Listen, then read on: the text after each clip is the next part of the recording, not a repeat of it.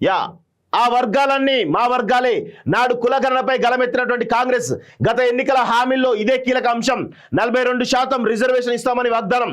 అదే దిశగా ప్రజాప్రభుత్వం అడుగులు. నేడు సభలో కులగణన రిపోర్టుపై చర్చ. సమగ్ర శాస్త్రీయ పద్ధతిలో కుల సర్వే అపూర్వ సన్నివేశానికి వేదికగా అసెంబ్లీ. ప్రభుత్వ తీర్మానం ఆమోదంపై ఉత్కంఠ. ప్రతిష్టాత్మకంగా తీసుకురానున్నటువంటి రాష్ట్ర సర్కారు దేశవ్యాప్తంగా రాజకీయ పరిశీలకుల దృష్టి. వర్గీకరణపై సాంకేతిక సమస్యలతో లేటు. రెండింటికి చట్టాలు తేవాలని ప్రయత్నం అంటూ చూస్తా ఉన్నాం.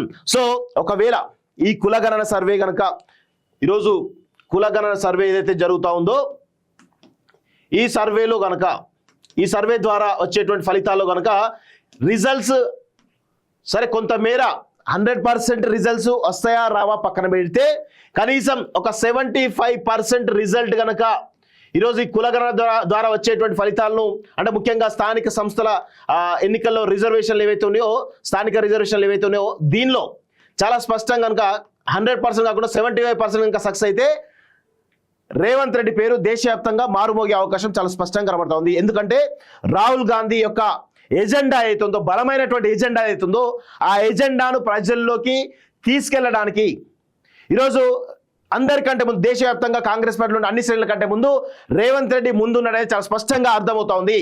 సో కులగణన సర్వేలో చిన్న చిన్న లోపాలని చెప్పేసి విమర్శకుల నుంచి కొంత మేర కామెంట్ వస్తుంది. దానిపైన క్లారిటీ వస్తే గనక ఖచ్చితంగా ఈ కులగణన సర్వే ద్వారా 42% కనుక కాంగ్రెస్ పార్టీ ఇంప్లిమెంట్ చేస్తే దేశవ్యాప్తంగా బీజేపీకి చాలా పెద్ద ఎత్తున వ్యతిరేక పవనాలు వచ్చేటువంటి అవకాశం కూడా ఉంటుంది.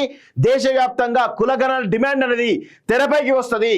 ఈ కులగణన డిమాండ్ ఇప్పటికే క్యాస్ట్ సెన్సెస్ అంటే ఈ పాపులేషన్ సెన్సెస్ ఇంతవరకు బీజేపీ తీసుకురాలేదు. ఇప్పుడు క్యాస్ట్ సెన్సెస్ కూడా తీసుకురావాలి అంటే అఫీషియల్గా తీసుకొస్తే మాత్రం ఖచ్చితంగా ఈరోజు ఆ డిమాండ్ కేవలం రేవంత్ రెడ్డి ఇనిషియేటివ్ వల్లనే అవుతుంది. అందుకే రాహుల్ గాంధీ రేవంత్ రెడ్డి ఇద్దరి మధ్యలో కూడా ఈ రాహుల్ గాంధీ ఎజెండాను రేవంత్ రెడ్డి చాలా స్పష్టంగా తెలంగాణలో ఇంప్లిమెంట్ చేస్తే కనుక రాహుల్ గాంధీ దేశవ్యాప్తంగా ఈ ఇంప్లిమెంటేషన్ జరిగింది దీన్ని దేశవ్యాప్తంగా చేయాలని డిమాండ్ తోటి ఈ దేశంలో ఉన్నటువంటి మెజారిటీ వర్గాలైనటువంటి బీసీ వర్గాలు ఏవైతే ఉన్నాయో 50% పైగా బీసీ వర్గాలని కూడా కొంత కాంగ్రెస్ వైపు చూసేటువంటి అవకాశం చాలా స్పష్టంగా కనబడతా ఉంది మిత్రులారా. సో చూద్దాం మరి రాహుల్ గాంధీ